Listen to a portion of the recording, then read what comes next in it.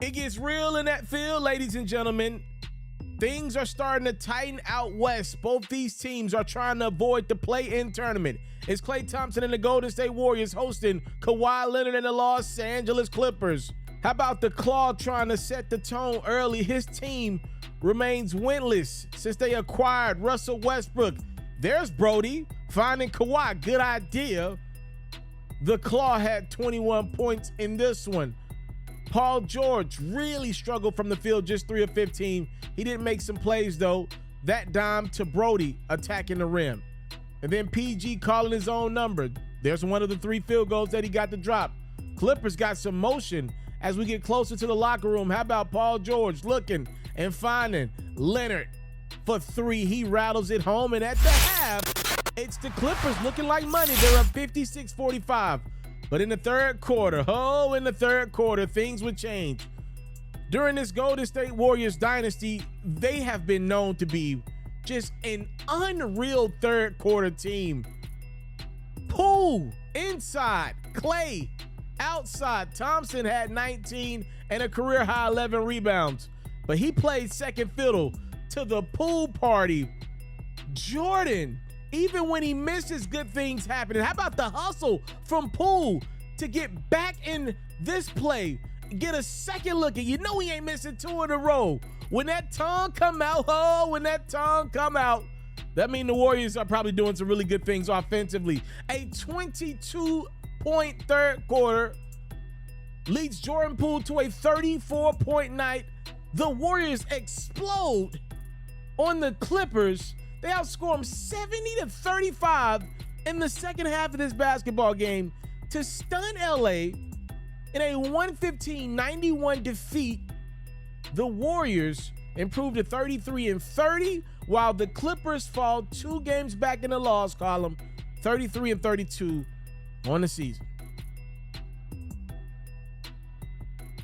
Well, what I didn't show to you guys in the previous version of this highlight what really kept the Warriors in the game in the first half. They only trailed by 11. That could have easily been 25-30. And what gave them momentum in the third quarter, it was Draymond Green who had the responsibility of guarding Russell Westbrook. I mean, look at this. He just wouldn't get anywhere close to Russ. He's in the paint, daring Russ to shoot the basketball, and Russ struggled from the field. So Draymond on this game plan after the game said, it worked for us tonight. We got Russ to miss some shots. I think when you have a game plan like that, I know everyone will always judge Russ's jump shot. But what that does to you mentally is tough. I think it was more so the mental than his shot.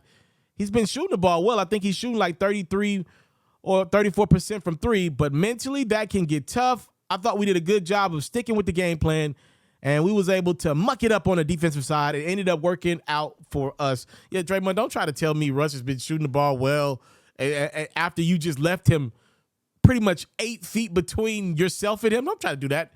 You know, the irony in this is a lot of teams leave Draymond Green wide open.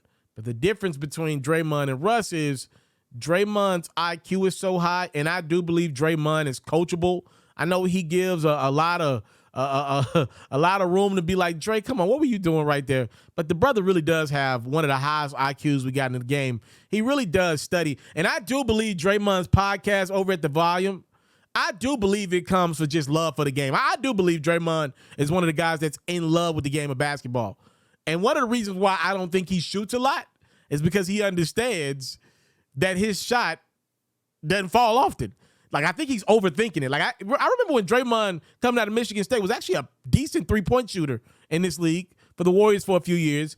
And I think because his IQ is so high, he's overthinking his own shot. Anyway, when Draymond doesn't shoot, he'll find other ways to get involved. He's not just going to let you leave him open, okay?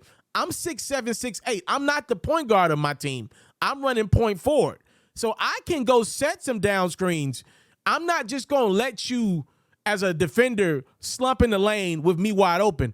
I'm going to go set some hard screens. I'm one of the best screen setters in the league, and I'm going to make you come out to go try to get in Steph's face or Klay's face, which if you do that, then you're probably too late if you're sagging off in the paint because you're leaving me open. He'll make you a defender step up. He's not just going to let you stay in the lane and not pick him up. That's what I love about Draymond. And he will make like beautiful bounce passes.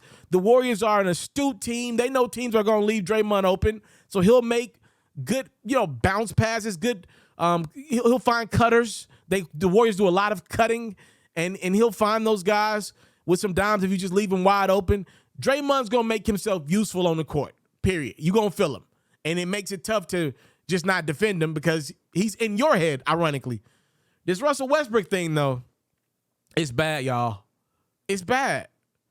I believe we're watching the last 19 games of Russell Westbrook's career. I really do. I think this is it, y'all. And it sucks because I thought Russell Westbrook, for the first time in his career, came into this season with the perfect mentality. Darvin Ham, a few games in, said, yo, Russ, you coming off the bench for us, man. Can you be this guy that we need you to be? Can you buy into the six-man role? And for the first time, I believe Russell Westbrook 100% bought in. He was dedicated to being the sixth man of the year. I think Darvin Ham sold him. I really believe how this started. This is my opinion. I don't know nothing about nothing.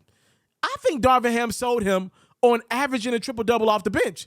If you look at some of Russ's first games off the bench, he was heading towards close to triple-double numbers. I think Darvin Ham, the head coach of the Lakers, sold him on a new vision. Be a guy that's averaging a triple-double off the bench. Nobody's ever done anything like that, right? And I think Russ was like, okay, it's something for me to tag on to. Cool, I'll do it. And he was all in with the Lakers. But the reality is Russell Westbrook got traded because it, number one, made the Lakers a better team, and number two, he's the little boy that cried wolf. Too little, too late. He's with the Clippers right now. I'm looking at this team. It's not all of Westbrook's fault why they haven't won since he's got there. It's not all of Westbrook's fault. He's playing hard. And he's not turning the ball over 7-8 times again. He's around 3 or 4, which at this point in his career, maybe that's still too high for him. I'm not sure how loose Ty Lue's leash will be. I say that figuratively, not literally. Y'all know I would never play like that. But what I'm saying is I don't know when Ty Lue will say, I don't want to do this with Russ. Let me go put Terrence Mann in. What I'm trying to tell y'all is cherish every dribble you see Russell Westbrook. This dude's going in the Hall of Fame first ballot. He is a legend, an icon. He's one of the most popular players. How are you going to explain to your kids? I don't have any kids. I'm 29. I don't know how I'm going to explain I don't know how I'm going to explain Russell Westbrook to my kids. It literally doesn't make sense if I just listen to this, right? Son, there was a guy that literally averaged a triple-double 4 out of 5 years. He was an unreal athlete. Matter of fact, he's probably the second greatest athlete of his generation to LeBron James. When he came in the league, his mid-range jump shot was beautiful. He played with Kevin Durant. He could attack with ferocity. He could average 10, 12 assists. He can go get you 10, 12 rebounds. He can go get you in his triple-double, his first triple-double year. Matter of fact, his MVP year, he had 30 points per game to go along with that triple-double. Like, this dude was relentless. He never took a possession off. You're going to be like, what the hell was this? Was this LeBron mixed with Michael Jordan? You're going to be like, what do you mean?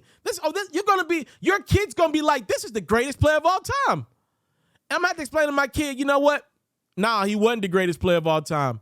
And the truth of the matter is, son, this is what happens when you don't listen to people that got your best interests at heart. And I'm not saying go listen to anybody, but I believe what's happening to Russell Westbrook right now is as he tries to do the right things, it's a little too late. It's a little too late for him to try to be a point guard bought in with the Lakers or the Clippers because his bad habits still are following him. He's too late in his career right now to change. All Russell Westbrook has ever known is to go. And that's what's gotten him through life. You telling me I can't? I can. The problem is when he got to the professional level and he lost that mid-range jump shot, and I always say he was never the same after Pat Bear bumped into his knee and caused him to, I think he had a procedure after that, if I'm not mistaken. His mid-range jump shot was never the same. He could never get that bounce off it like he did it to begin his career. You are your habits, though. And I think it was a little too late for Russ to buy in with the Clippers and the Lakers because you are your game. And all he's ever known is go. But at the professional level, I believe at some point, He needed to pull back from some of them bad habits because he just can't turn them off. Even to this day, he's still going to turn the ball over because you are your game. And it's unfortunate that Russ is likely in the midst of his last 15, 20 games. I don't think anybody's going to sign him. The truth of the matter is, this is the real sad reality. The Lakers ain't going to keep Russ. The Clippers ain't going to keep Russ. Nobody's going to sign. The Nuggets wouldn't take a guy like that. The Grizzlies probably wouldn't take a guy like that. The reality is, if Russell Westbrook wanted to stay in the league for about 5 to 8 years, the team that he was supposed to be on was the Washington Wizards. He played there for a year, but messed that up. Think about it. The San Antonio Spurs are not going to sign Russell Westbrook. They're trying to get guys like Victor Wembanyama. Why would the Houston Rockets get rushed? They're looking for Victor Wembanyama or Brandon Miller. Like, if you put Russ on a bad team right now, he's going to work harder than everybody and still go out and win you probably a couple games more than you would like. And he can still go out there and I believe average you 18, 10, and 10. Who will want that right now? If you're one of the worst 5 teams, you don't want that. You want a Victor Wembanyama, a guy that could possibly change the way teams defend you. So you can't put him on one of the worst 5 teams in the league. You can't put him on one of the 5 to 10 best teams in the league because he turns the basketball over too much, and he is his game. There's really not a lot of options for a guy like Brody. A lot of teams you're not going to put him on because you got a point guard of the future already, and all Russ is going to do at practice is make you think, damn, should I be starting Russ over him? Because he plays so hard and he never quits. It's tough to play a guy over Russ because Russ never quits on any possession. How you going to justify playing a middle-of-the-pack point guard over Russ? I'm trying to think of somebody just off the top of my head, but I have nobody literally on the top of my head. How are you going to genuinely justify playing Jose Alvarado, who plays really hard, by the way, but Russell Westbrook is better than Jose Alvarado right now, I think, or it's really close. It's really close. By the way, Alvarado's a better defender, but possession for possession, I believe if Russ and Alvarado win 1-on-1, I believe Russ wins to 10 or 11. It will be really hard in practice to justify playing Jose over Russ. And I'm sure there's some better examples out there, but none of them come to mind right now for me. That's where we're at with it. That's where we're at with Russ. And this is why I believe we're in the last 19 games of his career. I hate that. I really do. But he is definitely the little boy who cried wolf. It's too late. Your game is your game.